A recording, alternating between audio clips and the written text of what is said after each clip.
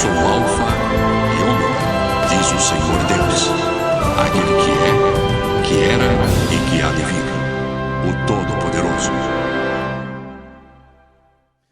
Vamos começar a nossa congregação com a leitura do capítulo 5 do livro de Esdras.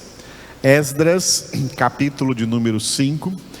Receba a palavra de Deus na sua vida, porque a palavra de Deus é o próprio Jesus.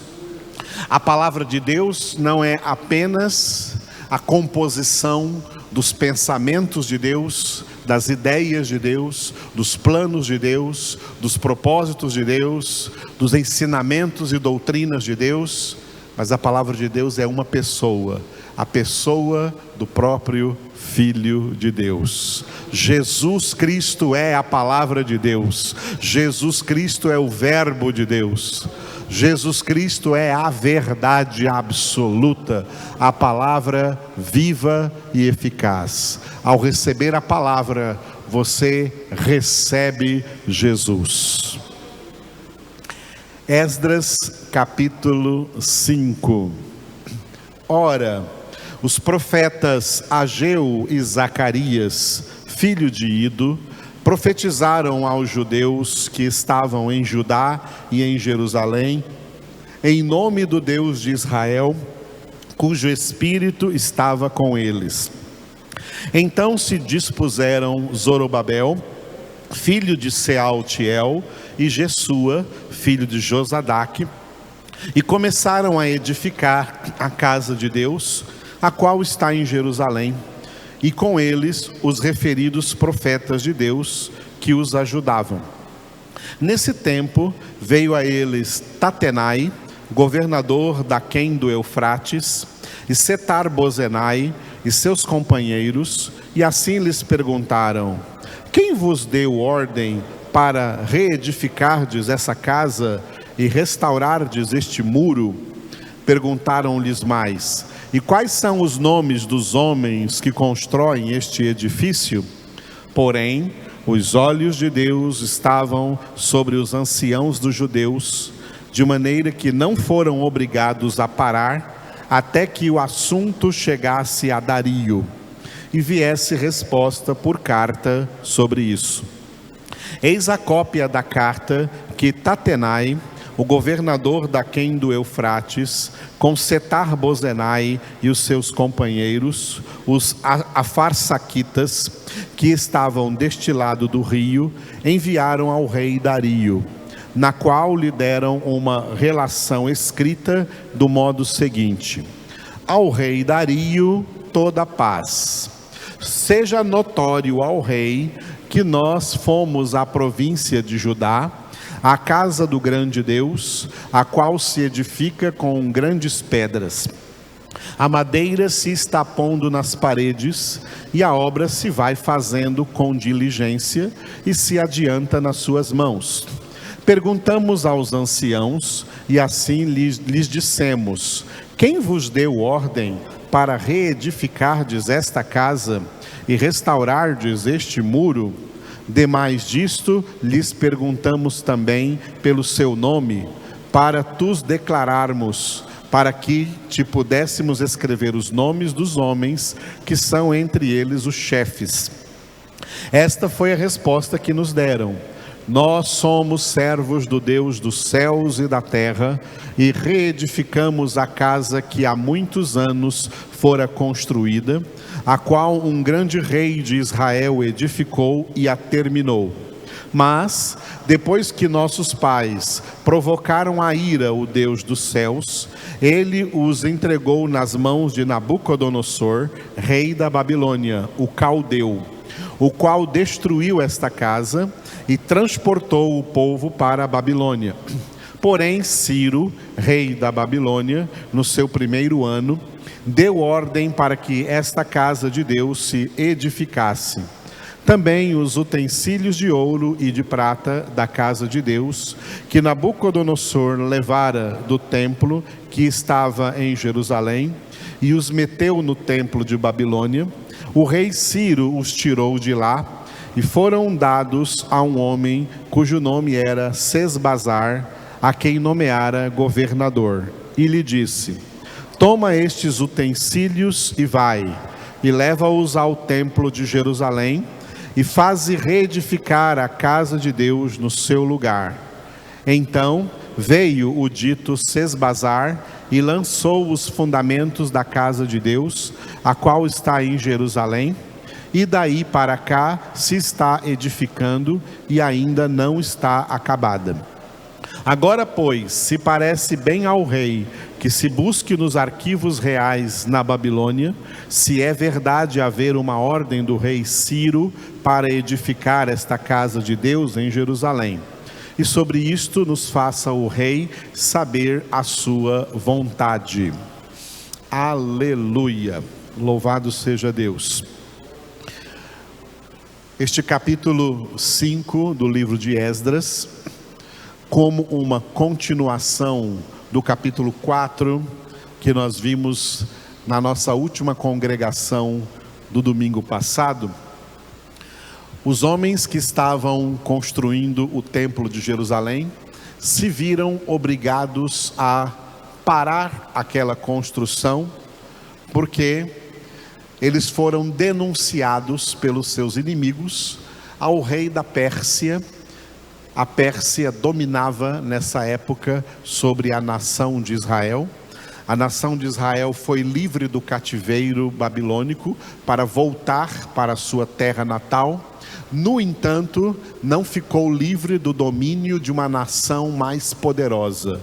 E nesse caso era a Pérsia. Então, eles, denunciados ao rei da Pérsia, foram proibidos de continuar a reconstrução do templo de Jerusalém, templo que Salomão construiu e Nabucodonosor destruiu quando levou o povo cativo para a Babilônia, onde eles passaram ali 70 anos no cativeiro.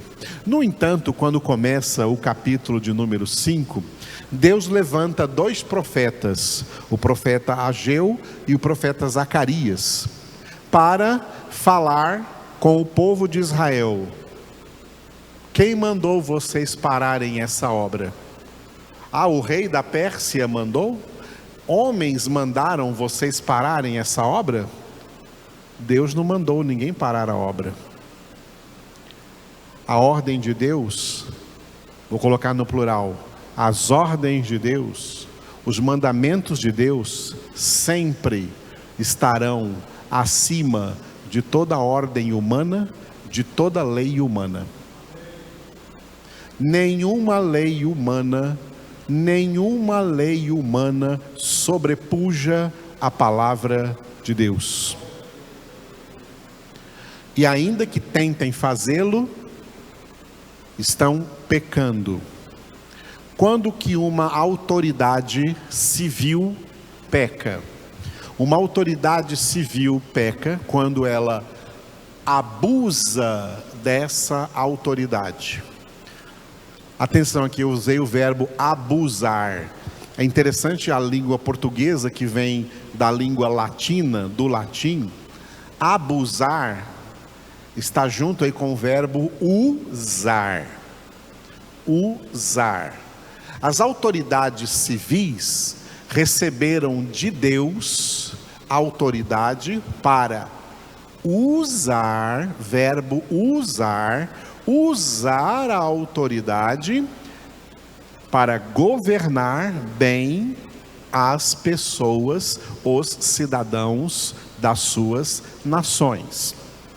Mas quando uma autoridade ultrapassa o limite permitido por Deus para usar essa autoridade, esse ato de ultrapassar o limite é o verbo, não é mais o verbo usar, é o verbo abusar. Você coloca um A e um B antes do verbo usar. Pega o verbo usar e antes do U coloca um A e um B. Aí fica abusar. Abusar é ultrapassar o limite. Ou seja, o que Deus fala para as autoridades civis no mundo é o seguinte: usem a autoridade que eu dei para vocês, mas não ultrapassem essa autoridade, não abusem dessa autoridade, porque quando uma autoridade abusa da sua autoridade, ultrapassa os limites da autoridade, aí já não é mais autoridade, aí se torna autoritarismo. Aí aquela autoridade não é mais uma autoridade, ele é um autoritário. É diferente. A autoridade nós temos que obedecer, mas o autoritário nós não temos que obedecer, nós obedecemos a Deus. Quando que uma autoridade civil ultrapassa a autoridade que Deus lhe deu e se torna um autoritário? Toda vez que uma autoridade civil legisla ou governa contra os parâmetros da palavra de Deus, da santidade de Deus e da moral de santidade estabelecida na palavra de Deus. Qualquer legislação que ultrapasse a palavra de Deus, nós filhos de Deus, não somos obrigados a obedecer. Aí nós falamos, como o apóstolo Pedro também falou, para autoridades religiosas em Jerusalém: convém obedecer a Deus antes que a vós. Qualquer autoridade que legisle, que governe de maneira contrária à palavra de Deus, ou que ultrapasse os limites da santidade, da palavra de Deus, da permissão de Deus, não deve ser obedecida. Ainda que, não obedecendo-as, elas venham contra nós, elas nos persigam e nos prendam, mas a nossa resposta será sempre a mesma: não, nós não obedecemos a essa legislação, porque essa legislação ultrapassa os critérios de santidade de Deus, e nós não temos que obedecer a essa legislação, nós temos que obedecer a Deus, temos que obedecer a palavra de Deus.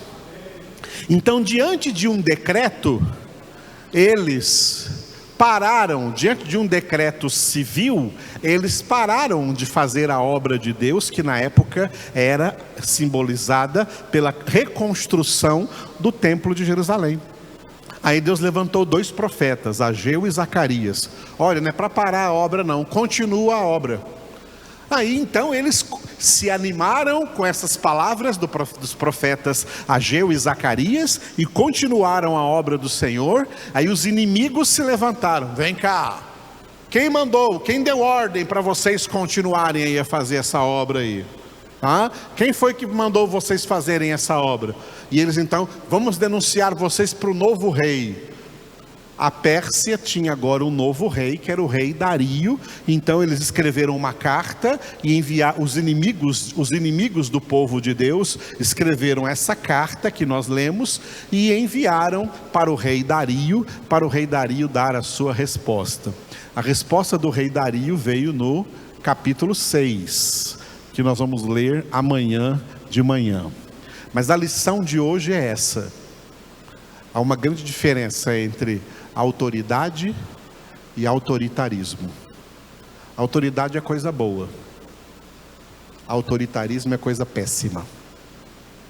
A autoridade só é autoridade enquanto usa a sua autoridade dentro dos parâmetros da palavra e da santidade de Deus.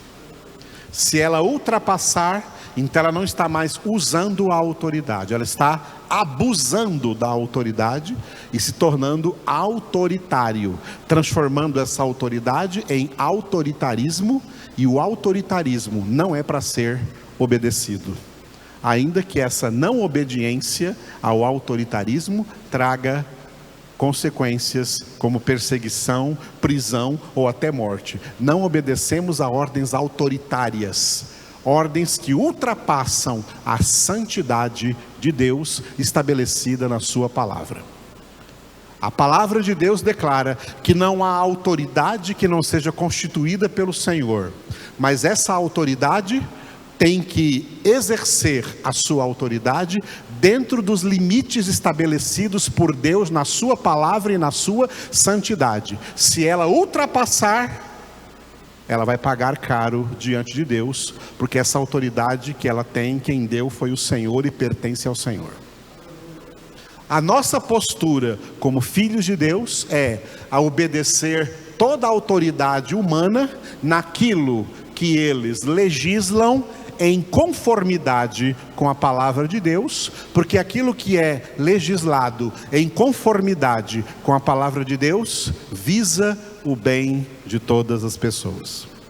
Qualquer legislação fora que ultrapasse os critérios de santidade da palavra de Deus, nós, filhos de Deus, dizemos o seguinte: convém obedecer a Deus antes que a vós, e ponto final.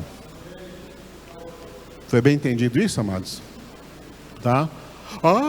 As pessoas, os crentes ficam pensando assim: nós temos que colocar políticos evangélicos lá para impedir que eles criem leis assim, assim, assado contra a palavra. Não temos que fazer nada disso.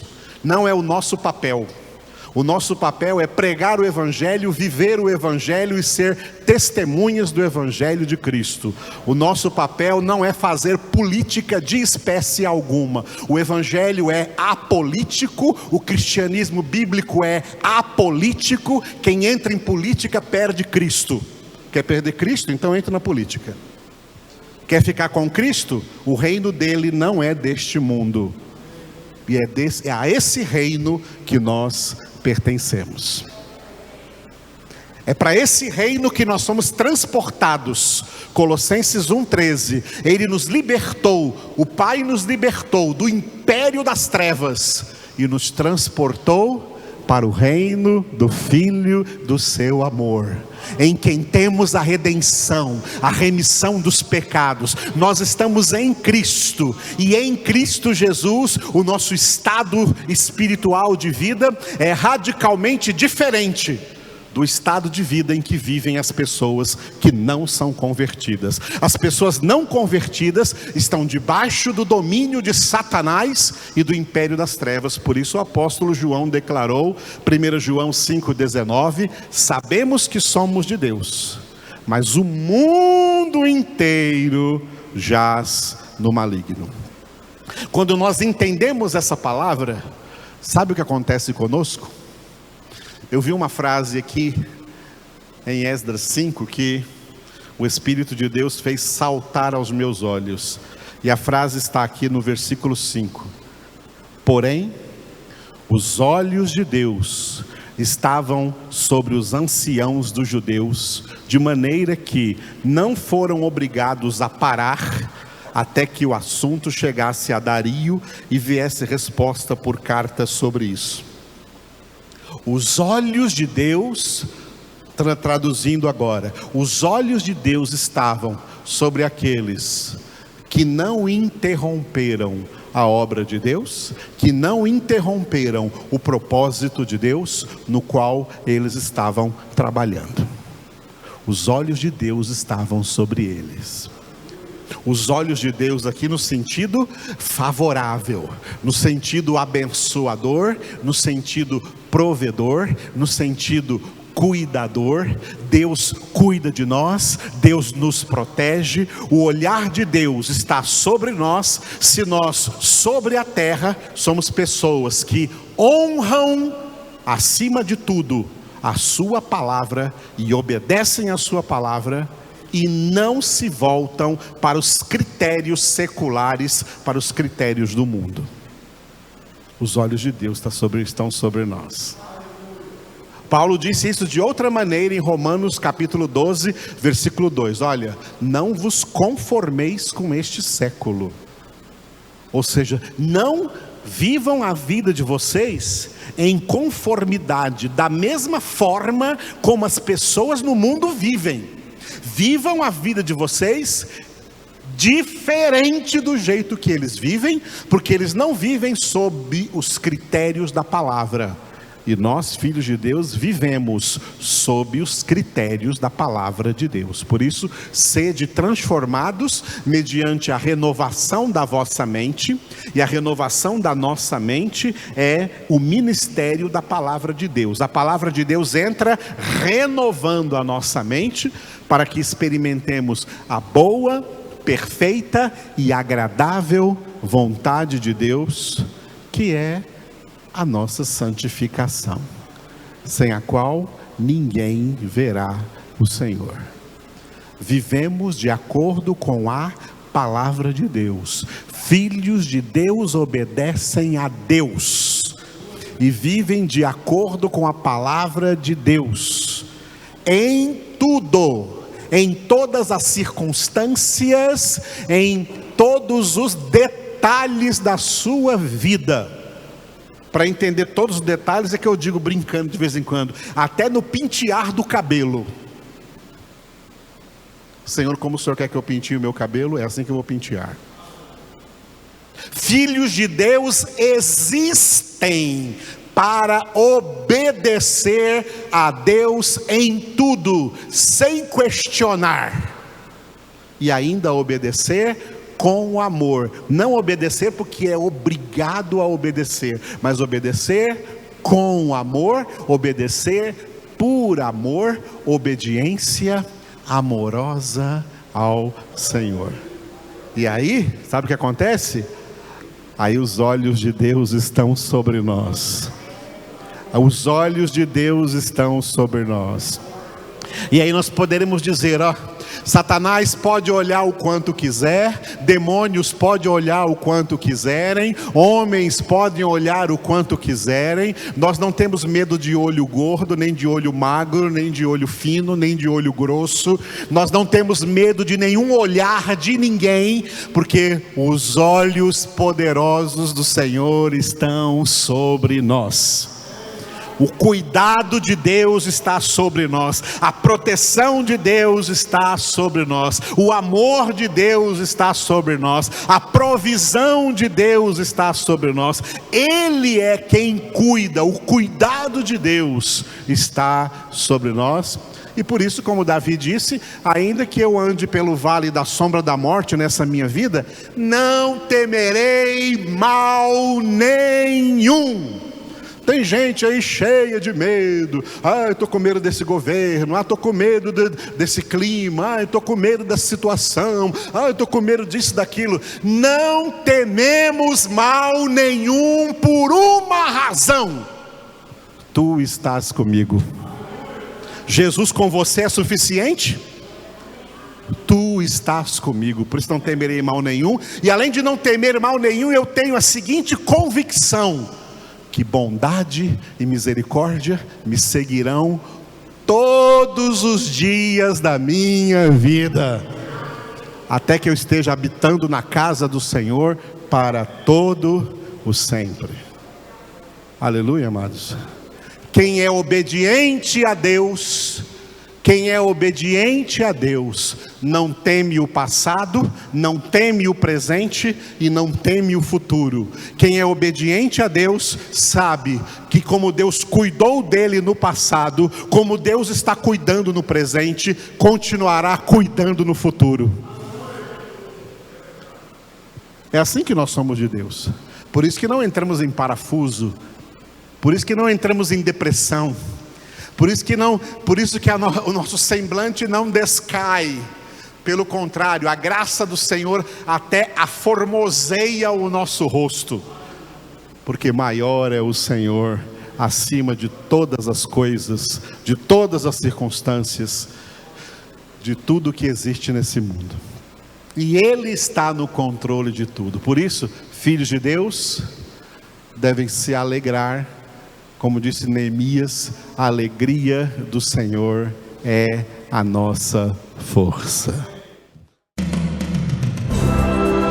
Eu sou o Alfa e Ômega, diz diz o Senhor Deus, aquele que é, que era e que há de vir, o Todo-Poderoso.